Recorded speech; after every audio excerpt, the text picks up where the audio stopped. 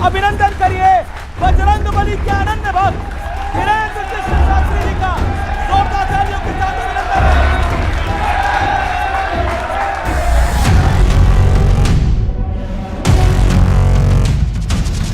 ये साधु संत अगर एकजुट नहीं रह पाएंगे तो समाज को मैसेज क्या देंगे? संतों से प्रार्थना है वीडियो ना करें। सभी को 3 बच्चे पैदा करने नहीं, 4। चच्चे के 30 बच्चे हो सकते हैं तो हिंदुओं के 4 क्यों नहीं हो सकते हैं?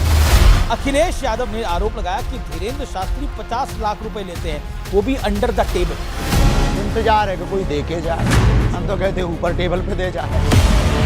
मुनीर के बारे में आप कहना क्या चाहते हैं? कुछ भी नहीं, झटलेट आदमी। इसका मतलब भी समझा दीजिए। गूगल करो। हिंदू का ही धर्म परिवर्तन क्यों होता है? उसको अपने देवता में चमत्कार नहीं दिखाई देता, लेकिन फूफा वालों में चमत्कार दिखाई देता। हाँ, वो ऐसे रूमाल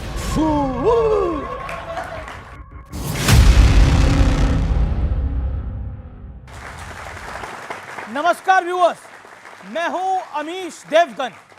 हनुमान चालीसा की एक चौपाई है, संकट कटे मिटे सब पीरा, जो सुमिरे हनुमत बलबीरा।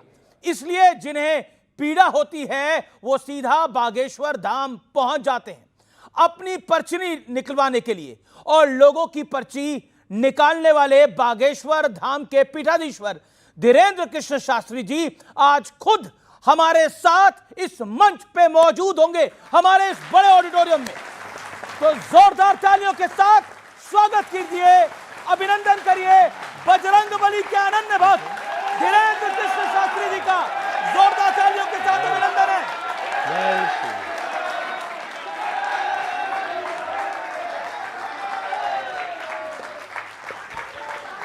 स्वागत है आपका बाबा। बहुत बहुत धन्यवाद। आप कैसे हैं? मैं ठीक हूं, आप कैसे हैं? आइए। जय श्री राम।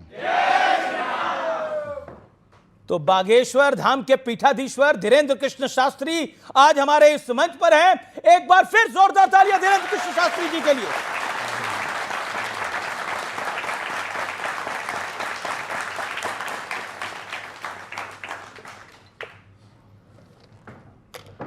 आज धीरेन्द्र कृष्ण शास्त्री जी हमारे साथ हैं, जनता हमारे साथ है, और इस कार्यक्रम का नाम है सत्य, सनातन और विवाद। यह नाम आज हमने इसलिए दिया क्योंकि एक तरफ सनातन की ग्लोबल जय जयकार हो रही है और खुद धीरेन्द्र कृष्ण शास्त्री हाल ही में कई देशों में सनातन का डंका बजाकर लौटे हैं, लेकिन दूसरी तरफ एक के बाद एक कई विवाद भी सामने आ रहे हैं। एक तरफ पाकिस्तान कुछ करता है और दूसरी तरफ अमेरिका कुछ करता है।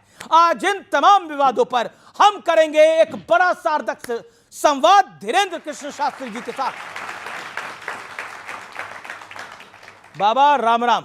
राम राम, जय श्री राम। कैसे हैं आप?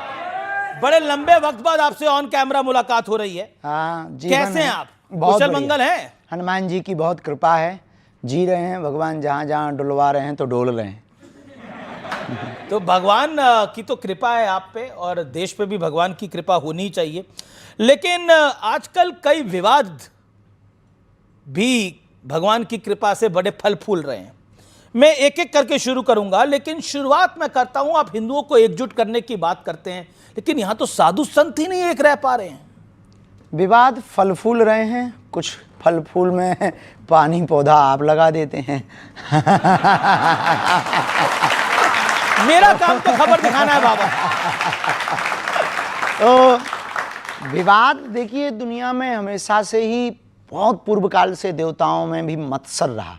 एक होता मच्छर, एक होता मत्सर जी। मच्छर बाहर से काटता है, मत्सर अंदर से काटता है। मत्सर का मतलब होता है कि अपने अंदर दूसरों को बढ़ते हुए देख करके जी जलन पैदा होना, इसका नाम है मत्सर। देख ना सकें पराई विभूति। तो ये आदिकाल से रहा, देवताओं में रहा, इंद्र के समय में भी रहा, तो कोई नई बात नहीं है। अब वर्तमान में जिस बात से ये विवाद लंबा खिंच रहा, उसमें बड़ा लंबा हाथ है सोशल मीडिया का और आप जैसे महापुरुषों का। अच्छा, मतलब जगत गुरु राम भद्राचार्य जी, मैं भी उनका बड़ा सम्मान करता हूं। जगत गुरु राम भद्राचार्य जी अब प्रेमानंद जी महाराज के बारे में कुछ बोल दे तो जिम्मेदार मीडिया और सोशल मीडिया हो जाता है? नहीं, बाबा जिम्मेदार नहीं है ना सोशल मीडिया के ऊपर टिप्पणी है ना संतों के ऊपर टिप्पणी है। बात यह है कि विवाद को बढ़ाना है कि खत्म करना। वो तथ्य हो गया, अपनी तरफ से सफाई भी हो गई जी। अब उस पर बार बार डिबेट करना, बार बार पोस्ट वायरल करना, मतलब पानी डालना है। तो आपको क्या लगता है, मैंने जो अब सवाल ये पूछना चाह रहा है, वो पानी डालना है या पेट्रोल डालना है? नहीं, अब पानी पेट्रोल हम तो ऐसा कुछ नहीं करते। पेट्रोल वाला तो हमारा डिपार्टमेंट ही नहीं है, वो डिपार्टमेंट ही कहीं और किसी और का। तो मैं ये एक प्रश्न आपसे पूछना चाह रहा हूं जी। आप हिंदुओं को एकजुट करने की बात करते हैं, मेरा प्रश्न ये है कि ये साधु संत अगर एकजुट नहीं रह पाएंगे तो समाज को मैसेज क्या देंगे? हमने एक वीडियो के माध्यम से कहा भी है, सभी महापुरुषों से प्रार्थना भी की। जी। देश को यदि बचाना है, सनातन की धज्जियां नहीं उड़वानी, सनातन को यदि बचाना है तो एकमात्र सर्वोत्तम उपाय है, वो ये है कि हमें आपस में एक दूसरे को लड़ करके ऊर्जा खत्म नहीं करनी, सनातन विरोधियों का सामना करने के लिए अपनी ऊर्जा को लगाना चाहिए। लेकिन आपकी बात, अब समय वो आ गया एक छत्र के नीचे बैठने का, अब समय वो आ गया एक स्वर में बोलने का, अब समय आ गया मतांतर इसको एक तरफ करके, अपने अपने सिद्धांतों को एक तरफ करके, अब समय आ गया सनातन के एक ध्वज को लेकर के सबके साथ चलने का और सबको लेकर चलने का और एक मंच पर बैठने का। लेकिन वर्तमान में परिस्थिति जो इस देश में हो रही है वो निश्चित रूप से सनातन के लिए ये कहीं ना कहीं ग्रहण का काम कर रही हैं। चाहे वो संतों का विवाद हो, चाहे वो तीर्थों पर टिप्पणियां हो, चाहे वो रामचरितमानस का विवाद हो, मानवता पर विवाद हो, मानव सभ्यता पर विवाद हो, महिलाओं पर विवाद हो, बच्चों पर विवाद हो, या फिर नग्नता या फूहड़ता परोसी जा रही हो, या फिर सोशल मीडिया पर बच्चे नचैया और बेटियां नचनियां बन रही हो। ये सब हमारी सनातन संस्कृति और देश की स्थिति को बुरा ना मानना, ये देश की स्थिति को न जाने किस तरफ ले जाया जा रहा। हमारा कहना यही है सभी आचार्यों से, आपकी मीडिया को, न्यूज़ 18 को सब लोग देखते हैं और हम कहेंगे कि आप हमें बोलने का मौका दें और ये कहना चाह रहे हैं कि कृपा करके हमारी बात को अन्यथा ना लें। अब संतों से प्रार्थना है, वीडियो ना खेलें, यदि लड़नी है तो एक बंद कमरे में एक दिन बैठ लें और जो होना हो सो हो जाए। वीडियो खेल करके दूसरों को उंगली उठाने का मौका ना दिया जाए। जी, आपने एक अच्छी बात करी कि सनातन की बात करनी चाहिए, लेकिन आपकी सलाह कोई मानेगा? आपको लगता है देखिए आपकी एडवाइस को कोई सीरियसली लेगा? अब बारिश तो होती है, कोई छाता ले या ना ले उससे मेघों को कोई फर्क नहीं पड़ता। तो आपको बागेश्वर बाबा डर नहीं लगता, धीरेन्द्र शास्त्री जी डर नहीं लगता, बड़े बड़े धर्माचार्य हैं, बड़े बड़े आचार्य हैं, बड़े बड़े साधु संत हैं, कहीं आपके पीछे ना पड़ जाए? कुछ तो पड़े हुए हैं। पड़ जाएंगे, हम चरण पकड़ लेंगे शंकराचार्य, और फिर इसके बाद भी वो कुछ करेंगे तो पिट लेंगे। इससे ज्यादा संतों से एक बात याद रखना, औरों से नहीं, संतों से ओनली। बाकी तो डरते तो हम किसी के बाप से नहीं है।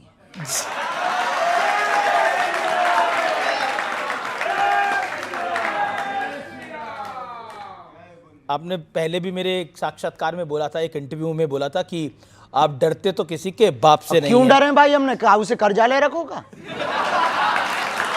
हमने किसी से कर्जा नहीं लिया, किसी की बहन बेटी के साथ गलत नहीं किया। देश के लिए जी रहे, देश के लिए मर रहे, राष्ट्र के लिए कार्य कर रहे, बेटियों का विवाह करवा रहे, भंडारा करवा रहे, हॉस्पिटल के लिए पुरुषार्थ कर रहे, कथा से लोगों के जीवन बदलने का प्रयत्न कर रहे, जन चेतना जागृति की पदयात्रा कर रहे, वैचारिक क्रांति कर रहे। अब हमने लूटा है किसी को हमने पकड़ा है या किसी को छेड़ा है या हमने तुम्हारे आपके इस जो मीडिया का जो भी जिसका हो इस पर कब्जा किया हो, तब डरे हम? देखिए, आपने लूटा तो है, सुख चैन लूटा है सनातन विरोधियों का, लूटा तो है आपने। वो लुटने योग्य ही है। जो सनातन विरोधी हैं उनका चैन लुटना ही चाहिए। जो स्वयं हम लोगों से बेचैन है वो चैन में रह सकता क्या? जी, चलिए मेरा अगला प्रश्न है। संघ प्रमुख मोहन भागवत जी ने एक बहुत बड़ी बात कही। उन्होंने कहा कि सभी को 3 बच्चे पैदा करने चाहिए। नहीं, 4। अच्छा, 4 करने चाहिए। हाँ। अरे 3 पर इतना विवाद हो गया, उनके पीछे पड़ गए सब। चच्चे के 30 बच्चे हो सकते हैं। किसके? चच्चे के 30 बच्चे हो सकते हैं, तो हिंदुओं के 4 क्यों नहीं हो सकते हैं? और क्या बुराई है? 2 बच्चे घर के लिए, 1 बच्चे संघ का के लिए और 1 बच्चे हिंदू राष्ट्र का लिए। ये तो फिर फैमिली प्लानिंग का तो बैंड ही बच जाएगा पूरा है जी, फैमिली प्लानिंग का तो बैंड ही बच जाएगा। जब उनके 12-12 बच्चे खा पी लेते भगवान की कृपा से, तो 4 नहीं पाल पाओगे।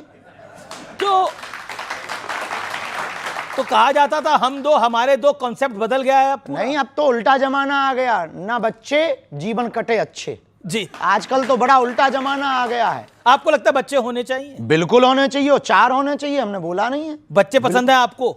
भाई बच्चे किसको, बच्चे तो भगवान का रूप होते हैं। कौन ऐसा है जो बच्चों से विरोध रखता हो या ईर्ष्या रखता हो। अच्छा, एक आपके पुराने इंटरव्यू से मैंने एक कुछ निकाला है, वो मैं आपको प्ले करके दिखाता हूं। आप ही ने कहा था, कह दिया होगा। प्ले करते हैं। आप भी अपना परिवार बढ़ाना चाहते हैं क्या? बहुत जल्दी बढ़ाए तो विवाह करेंगे आप? पक्का है, उसमें कोई संदेह नहीं। ये कोई गुनाह थोड़ी है, आपकी भी तो हुई होगी।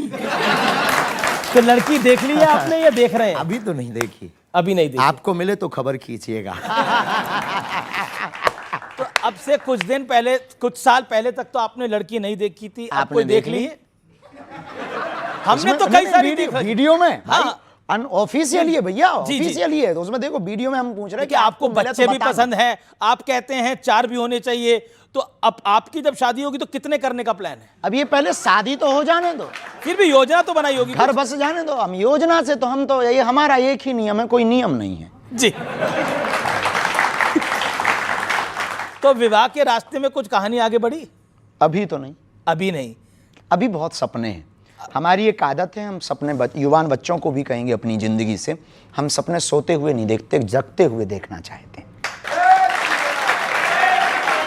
जब तक इस देश के लिए कुछ बड़ा नहीं करेंगे, जब तक हॉस्पिटल का निर्माण कार्य पूरा नहीं हो जाएगा, हमारा क्षेत्र आदिवासियों का क्षेत्र है, हमारा क्षेत्र दीनहीनों का क्षेत्र है, हमारे क्षेत्र में लगभग 15 किलोमीटर में कोई बहुत बड़ा हॉस्पिटल नहीं है, इसलिए हमने निर्णय लिया है कि हम मंदिर नहीं अस्पताल बनाएंगे। ये बड़ा निर्णय है और बहुत बड़ा हॉस्पिटल आप बना रहे हैं, कैंसर हॉस्पिटल आप बना रहे हैं, इसके लिए वाकई जोरदार तालियां आपके लिए। लेकिन बाबा,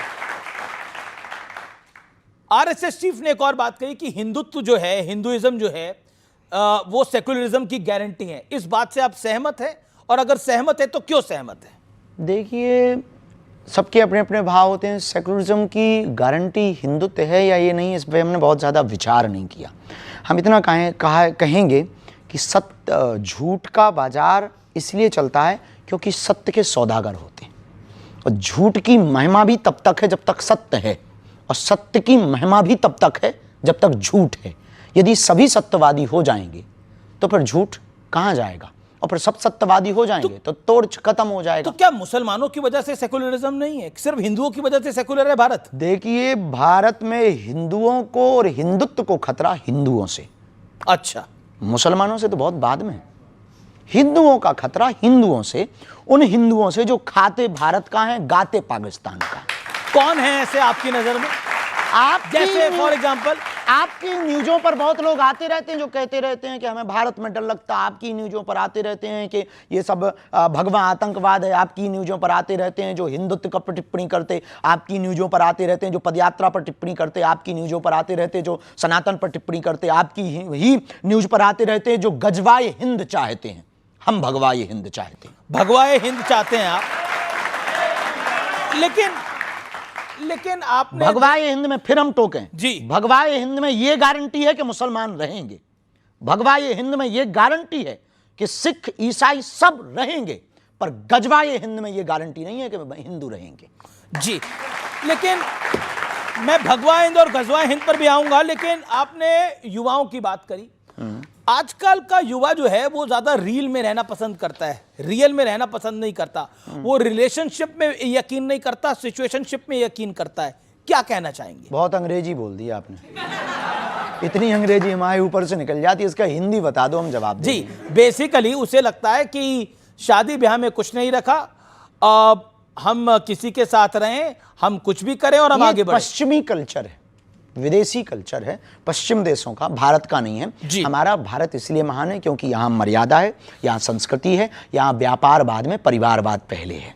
तो हमारे भारत में परिवार की प्रमुखता है, हमारे भारत में मर्यादा है, हमारे भारत में प्रभु श्री राम का चरित्र इसलिए गाया जाता है कि सूर्पनखा जैसी एक दूसरी स्त्री प्रपोजल लेकर आती है तो भगवान राम कहते हैं कि हमें स्वीकार नहीं है, एक पत्नी व्रत धारण करते हैं, ये हमारा भारत है, ये हमारी मर्यादा है। और रामचरितमानस की खूबी देखना, राम जी के सामने जब सूर्पनखा कहती है कि तुम सम पुरुष न मोसम नारी, आपके समान पुरुष नहीं, हमारे समान नारी नहीं, हम युवान बच्चों को, रामायण पढ़ने वाले प्रेमियों को कहना चाहेंगे जरा सीखना प्रभु श्री राम से। जो लोग कहते हैं कि हमारी गलती नहीं है, उनको सीखना चाहिए कि वो बहका दिया इसलिए हम बहक गए। उनके मुंह पर यह सबसे बड़ा तमाचा है रामचरितमानस का पात्र कि जब सूर्पनखा आती है वो कहती है कि आपके समान पुरुष नहीं, हमारे जैसी नारी नहीं, तब राम जी जवाब उससे बात उससे करते हैं, लेकिन सीतह चितय कही ते ही बाता, देखते जानकी माता की तरफ है, बात सूर्पनखा से करते हैं। किसी ने पूछा कि बात आपसे सूर्पनखा कर रही पर आप देख जानकी जी की तरफ क्यों रहे, तब प्रभु श्री राम ने जवाब दिया कि कोई पराई नारी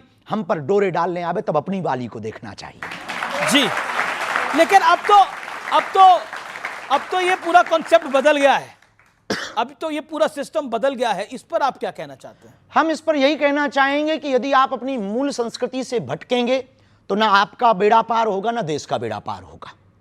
भले ही विचार नए रखो पर संस्कार पुराने रखो। जी, विचार नए संस्कार पुराने। जी, लेकिन अब आप बात हिंदू राष्ट्र की करते हैं, अब हिंदू राष्ट्र की बात भी पुरानी हो गई। हाँ हो गई पुरानी, पर बात पुरानी हुई है, विचार तो हमेशा नया है, हिंदू राष्ट्र जब तक बन नहीं गया। जी, चलिए कुछ ऑडियंस से प्रश्न है, वो प्रश्न ले लेते हैं। किस किस का प्रश्न है वो अपना हाथ खड़ा करें, हम सवाल लेंगे। महाराज जी, क्या साधु सन्यासी और कथावाचकों के मंच पर नेताओं का आना उचित है?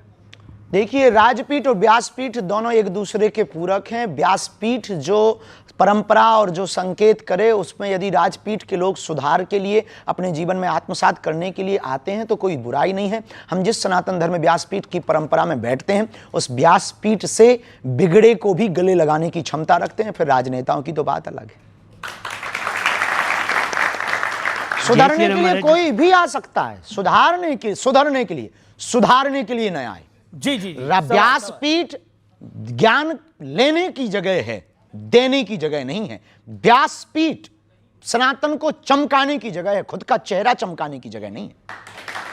सवाल जय श्री राम महाराज जी, मेरा प्रश्न ये है कि हमें मंदिर जाके पूजा करनी चाहिए या घर पे नाम जप करना चाहिए? क्या चीज़ मंदिरों बेटर की है? व्यवस्था इसलिए क्योंकि हम मंदिर जाएंगे तो हमारे आदि जगत गुरु शंकराचार्य भगवान ने जब बौद्धिज्म बहुत ज़्यादा बढ़ रहा था, जब बहुत ज़्यादा धर्मांतरण हो रहा था, मतांतरों के कारण, मतभेद के कारण, उस वक्त कम उम्र की आयु में आदि जगत गुरु शंकराचार्य भगवान जो स्वयं शंकर का ही अवतार थे, चारों मठों की उन्होंने स्थापना की।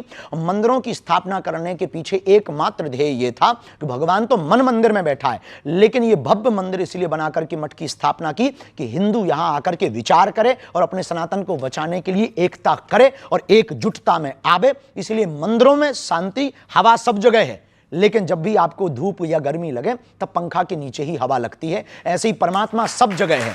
जी, अगला सवाल खड़े होकर पूछिए, क्या सवाल है?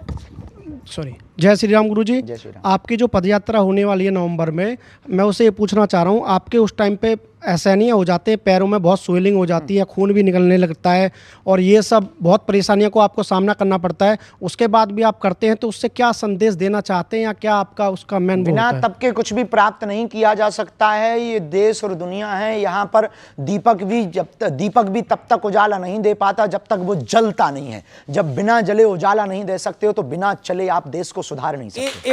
एक सवाल, ये जो सवाल पूछा उसी से जुड़ता हुआ सवाल है मेरा। पैरों में छाले हो जाते हैं, पैरों में से खून निकलता है, मिलता क्या है बदले में? और विपक्ष गालियां ही देता है, या फिर कहें कई आपके जो विरोधी हैं वो आपको गाली ही देते हैं। क्या कहना चाहते हैं? कुछ नहीं, धन्यवाद है, सेम टू यू है उनको। अच्छा, एक आप पर आरोप है, आरोपों की झड़ी लग रही है, सवाल ले लेते हैं। क्या सवाल है आपको, बोलिए। सर, छत्तीसगढ़ बस्तर का हूँ सर। बहुत अच्छी जगह है सर, सवाल ये है कि धर्मांतरण को लेकर जो बस्तर में भोले भाले आदिवासी जो धर्मांतरण का शिकार हो रहे हैं, उसके लिए आपकी योजना क्या है सर? क्योंकि अभी हर तो ये दूसरे पद दिन यात्राएं हम कर ही रहे हैं। भविष्य में छत्तीसगढ़ में रथ यात्रा करेंगे और उसकी योजना सिर्फ यही है कि हिंदू को स्वयं जगना पड़ेगा। एक अकेला धीरेन्द्र कृष्ण शास्त्री की जिम्मेवारी नहीं है भारत को हिंदू राष्ट्र बनाने की, हॉस्पिटल बनाने की या धर्मांतरण रोकने की। इस देश के प्रत्येक व्यक्ति को बाबा बागेश्वर बनना पड़ेगा, तभी भारत हिंदू राष्ट्र होगा जी। लेकिन अब मैं आप पे, यही हमारी योजना है।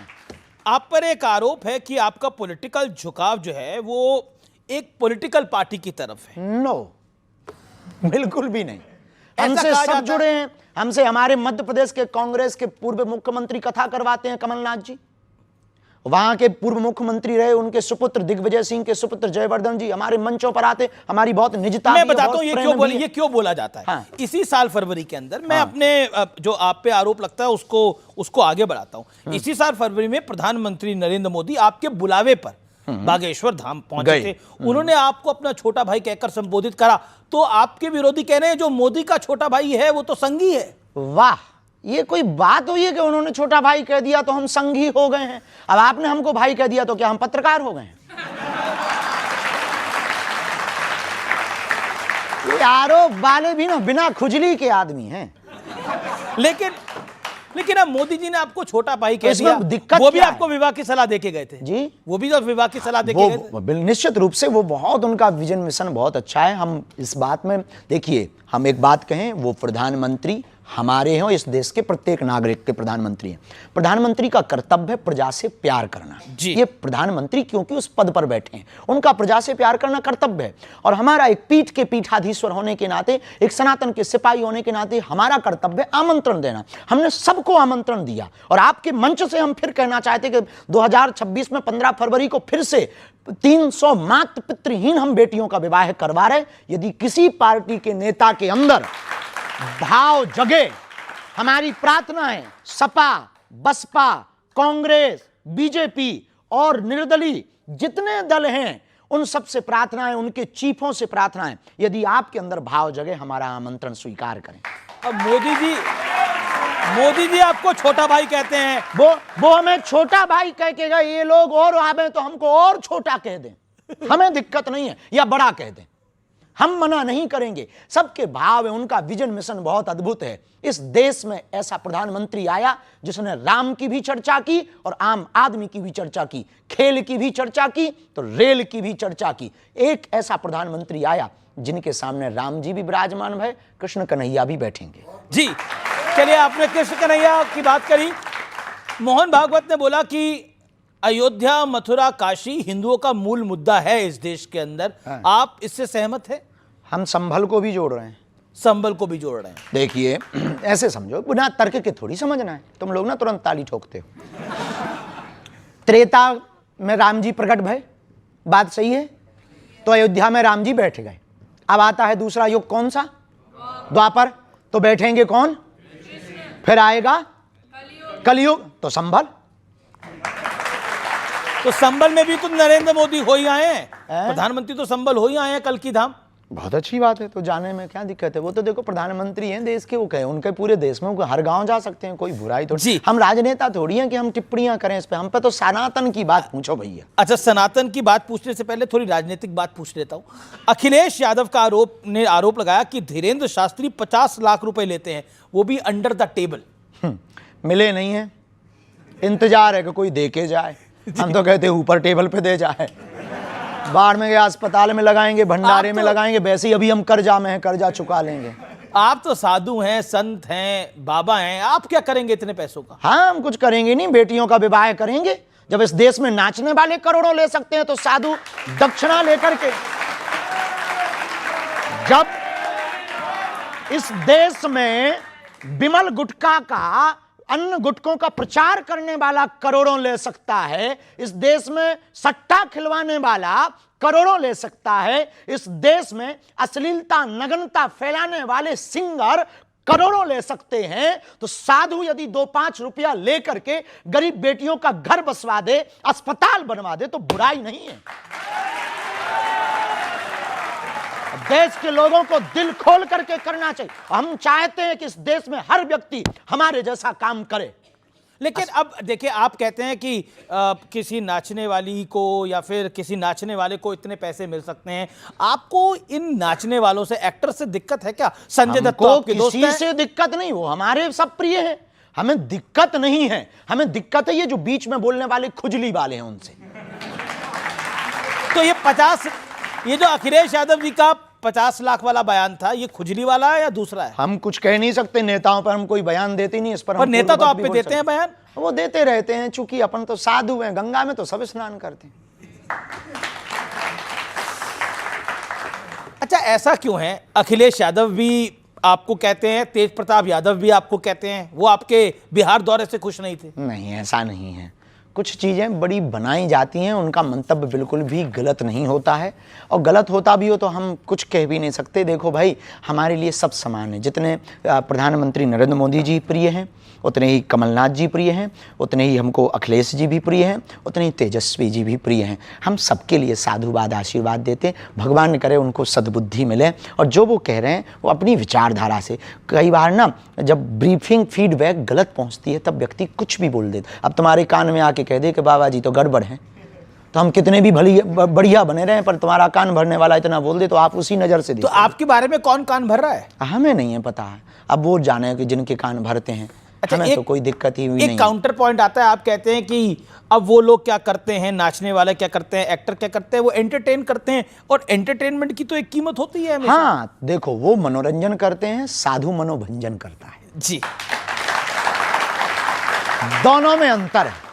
क्या अंतर दोनों है? में जमीन आसमान का अंतर आपकी नजर में क्या अंतर है? है। मनोरंजन से सिर्फ कुछ क्षणिक जीवन में बदलाव आता है, मनोभंजन से पूरा जीवन बदल जाता है। जैसे महात्मा प्रेमानंद, जैसे जगतगुरु पूज्य रामभद्राचार्य और अन्य संत, कई बार हम भी सुविचार देते हैं, कई बच्चे उसको सुन करके। ऐसा क्यों है कि साधु संतों की बात कई बार वो बोलना कुछ चाहते हैं, कह कुछ जाते हैं, और फिर कंट्रोवर्सी हो जाती है? आपके साथ भी अक्सर कई बार हुआ है। हमारे साथ भी होता है। देखिए, अपने हर शब्द के अर्थ के अनेक शब्द के अनेक अर्थ, शब्दा नाम अनेका अर्था, हर शब्द के अनेक अर्थ होते हैं, सबकी अपनी अपनी दृष्टि होती है। हम यहाँ खड़े हैं तो कहेगा बाबा चेहरा चमकाने आ गया, बाबा देखो मीडियाबाजी कर रहा है, बाबा को टीवी में बने रहने का बड़ा शौक है, बाबा को वायरल होने का बड़ा शौक है, बाबा तो दिल्ली में डोल रहा है।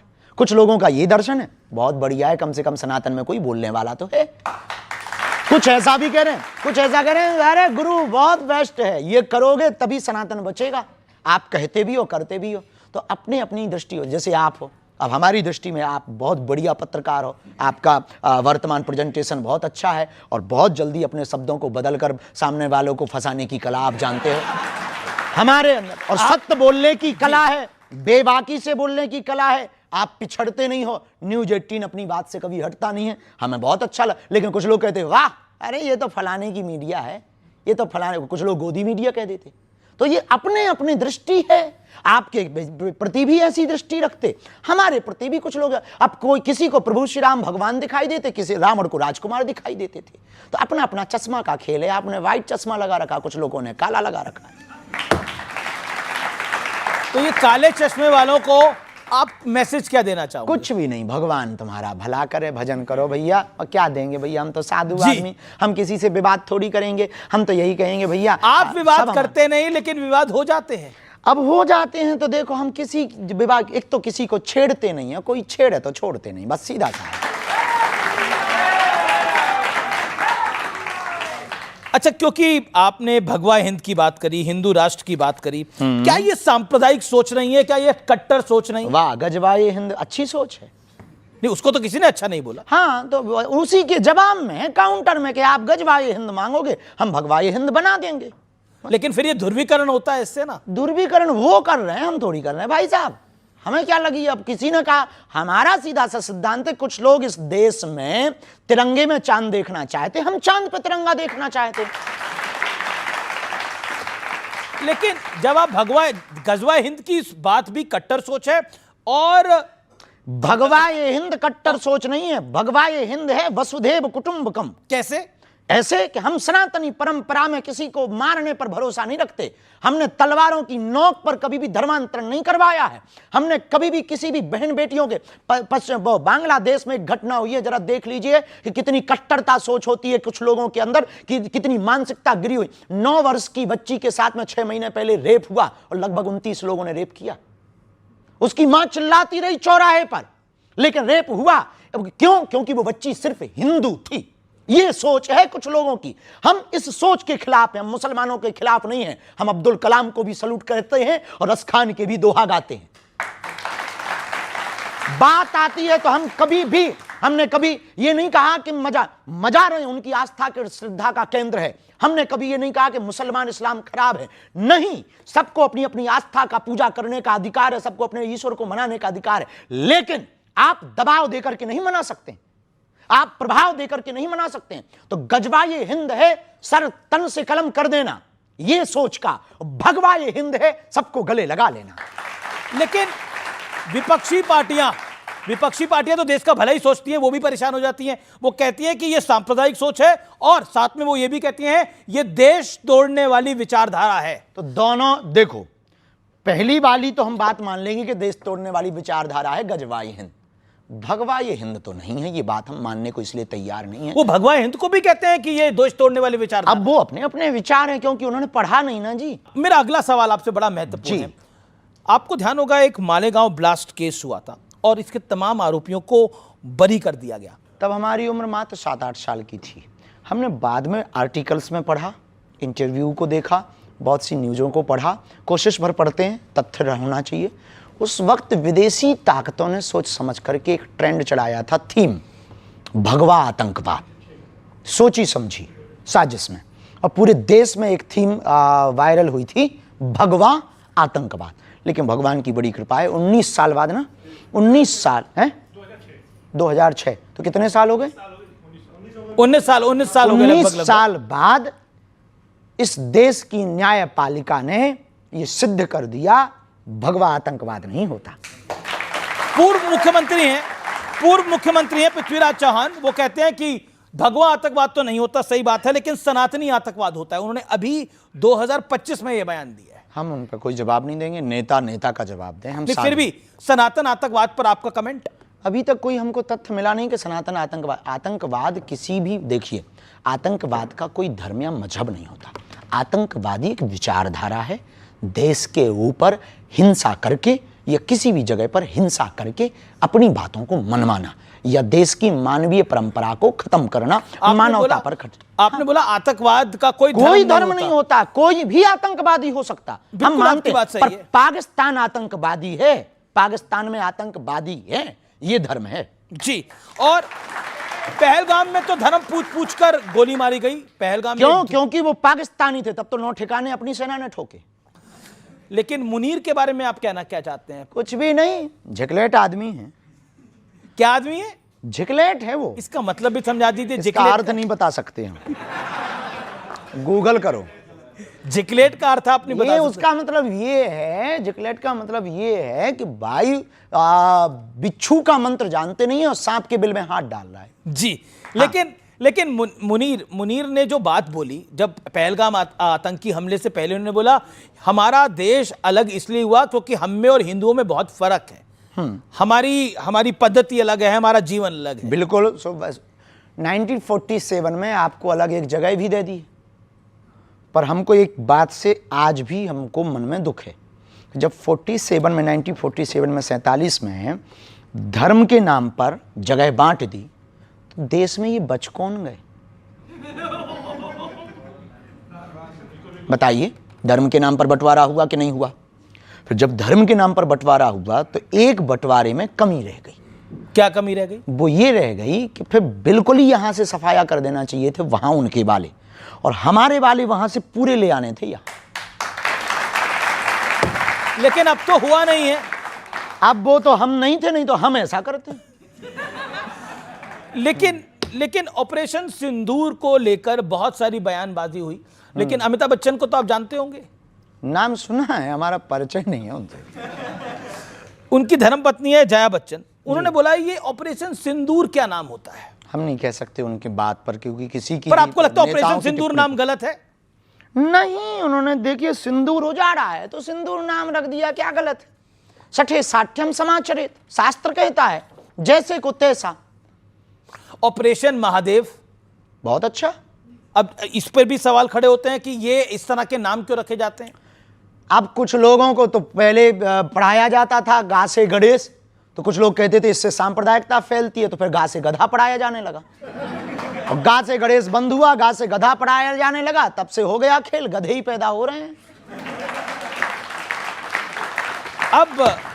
अब मैं आपको बताता हूं, बाला साहब ठाकरे की जो पार्टी है, उनकी पार्टी के एक संजय हैं और संजय राउत, वो कहते हैं कि ऑपरेशन महादेव, ऑपरेशन सिंदूर जैसे नामों के जरिए धार्मिक रंग दिया जाता है।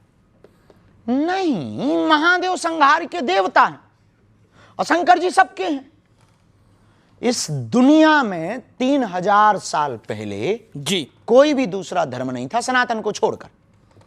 अब कोई अपने बाप को बाप नहीं बोल रहा तो ये उन लोगों की गलती है। कुछ सवाल ले लेते हैं।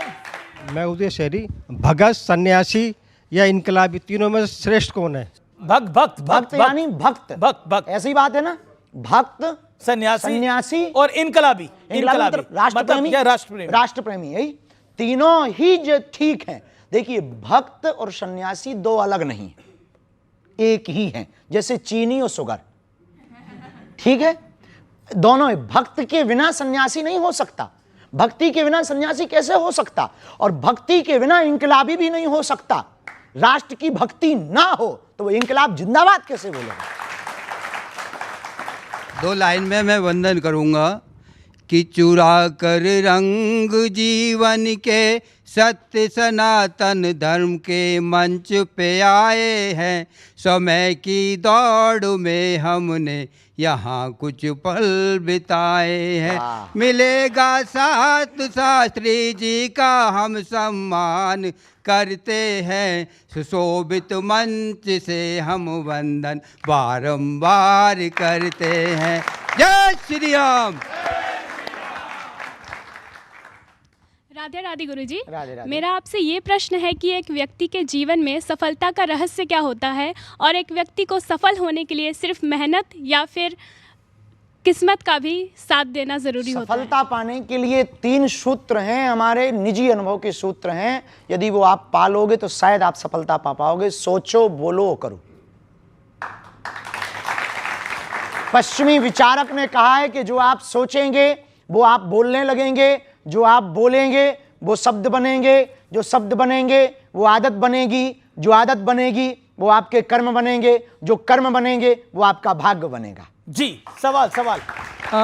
मेरा सवाल ये है कि हम जैसा देखते हैं कि हिंदुत्व पर कुछ भी बोल देना बहुत आसान होता है, कोई भी अपनी मर्जी से जो मन में आता है बोल देता है, लेकिन और धर्मों में कुछ भी बोलना, उस पर फिर हम देखते हैं कि जैसे अटैक हो जाते हैं, हमले हो जाते हैं, लेकिन हिंदुत्व पे और फिर उस पर कोई एक्शन भी नहीं होता। तो इसको आप कैसे देखते हैं? ये हिंदुओं की बुजदिली पना का परिणाम है कि वो रामचरितमानस जलाते रहे, तुम चुप रहे, वो गाय काटते रहे, तुम चुप रहे, वो राम मंदिर पर 500 साल तक तुम्हें कोर्ट में घिसवाते रहे, तुम चुप रहे, वो मंदिर तोड़कर मस्जिद बनाते रहे, तुम चुप रहे, वो तुम्हारे राम के होने का सबूत मंगाते रहे, तुम चुप रहे, वो गंगा को भी कुछ और कहते रहे, तुम चुप रहे, वो दुर्गा को भी कुछ और कहते रहे, तुम चुप रहे, वो राम सेतु को भी कुछ कहते रहे, तुम चुप रहे।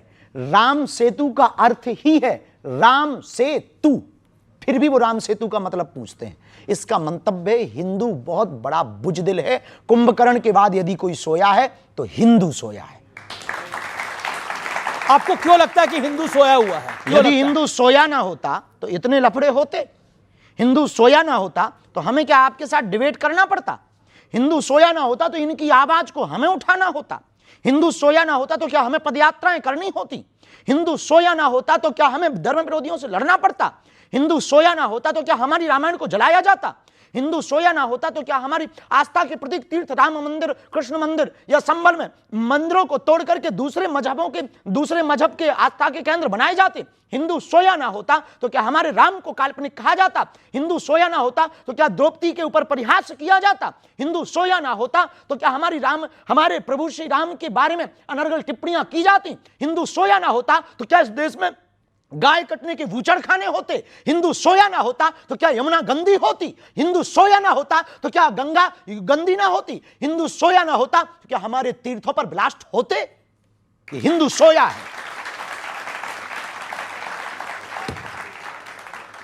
लेकिन ऐसा माना जा रहा है कि अब मोदी के शासन में आने के बाद बीते 11 साल में हिंदू में एक चेतना हुई है, राम का मंदिर भी बना। निश्चित रूप से राम मंदिर बनने के बाद और सनातनी परंपरा के लोग आने के बाद लोगों को बल मिला है। लेकिन एक अकेले प्रधानमंत्री नरेंद्र मोदी, एक अकेले बागेश्वर बाबा, एक अकेले शंकराचार्य, एक अकेले बाबा जगतगुरु रामभद्राचार्य, एक अकेले स्वामी बाबा प्रेमानंद या युवान, इन लोगों से देश का उद्धार केवल अकेले से नहीं होना है।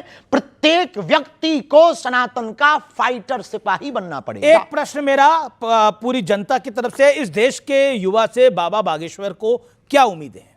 संस्कार और संस्कृति और सनातन और भारत के संवर्धन की उम्मीद है। ये आपको उम्मीद है। चलिए कुछ और प्रश्न है, सवाल ले लेते हैं। हाथ खड़ा करें जो सवाल पूछना चाहते हैं। गुरुजी, आपके विचारों से हिंदू राष्ट्र में जाति आधारित भेदभाव को कैसे खत्म किया जा सकता है? जाति हो इससे कोई दिक्कत नहीं, पर जाति अभिमान नहीं होना चाहिए। भेदभाव है उसको कैसे खत्म किया जा सकता उसको है? विचारों से ही खत्म किया जा सकता है, तलवारों से तो नहीं किया जा सकता है। वैचारिक संगठन, पदयात्रा, सामाजिक समरसता के भोज व साथ ही साथ मंदिरों में बैठक व्यवस्था, अब देवालयों में बैठक व्यवस्था, जगह जगह नुक्कड़ चाय की चौकड़ी पर भेदभाव की शून्यता, विचारों को बार बार आदान प्रदान करना और सामाजिक समरसता के लिए बार बार प्रकल्प को करना, कथा को करवाना, भोजन भंडारे को करवाना और लोगों की मदद करना, दीनहीनों को गले लगाना, इससे ही जातिगत भेदभाव मिट सकता है। जी जी जी गुरुजी, राधे राधे। गुरुजी, ये मैं पूछना चाहता हूँ कि बाबा जी की पर्ची बड़ी या प्रेमानंद जी महाराज की भक्ति?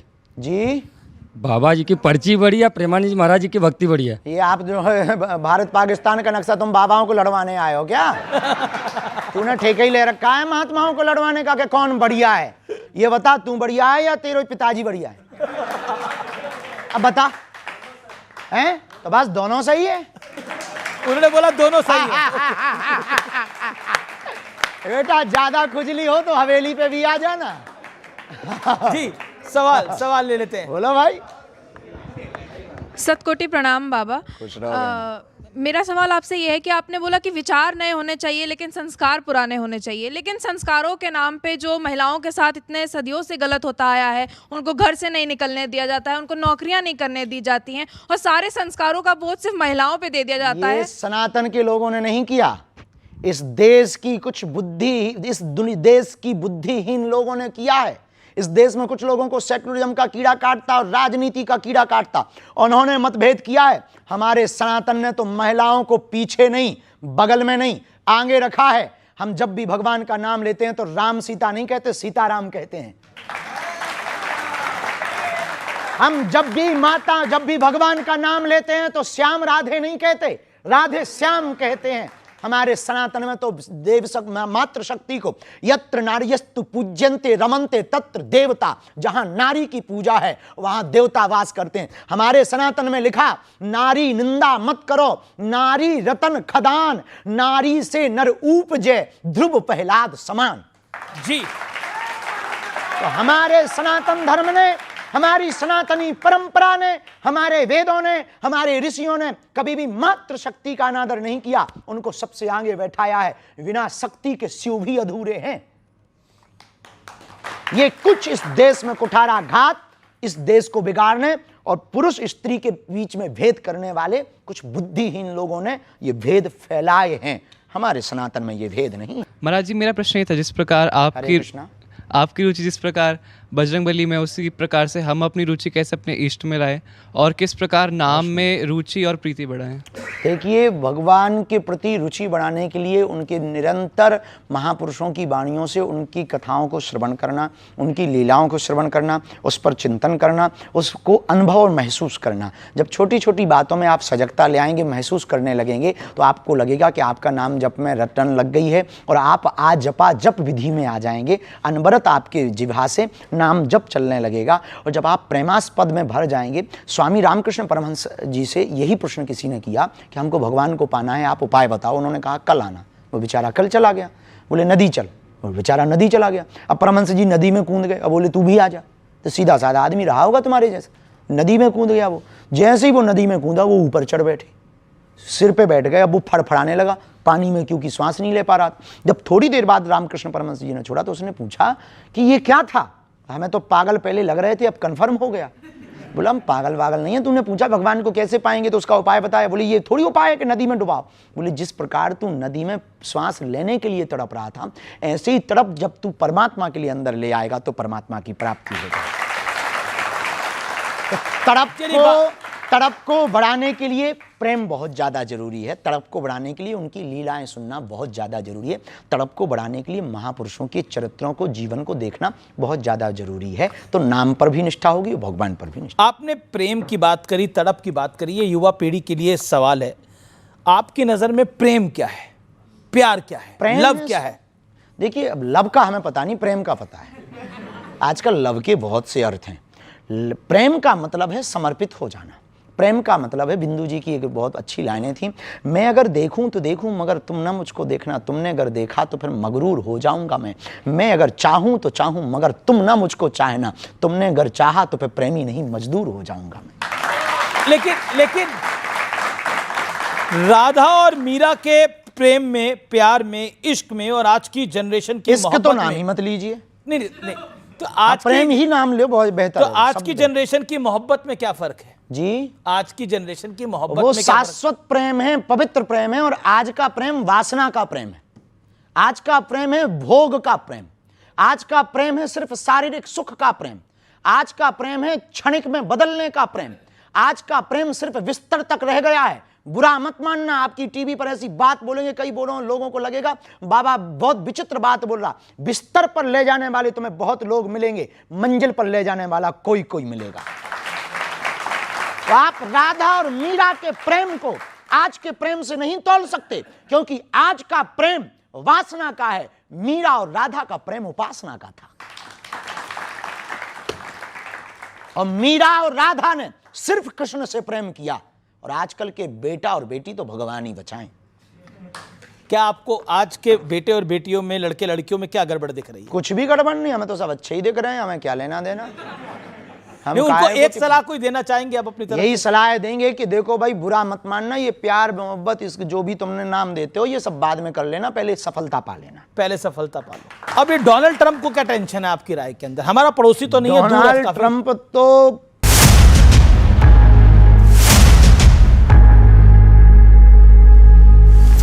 बाबा की गठरी में होता क्या है?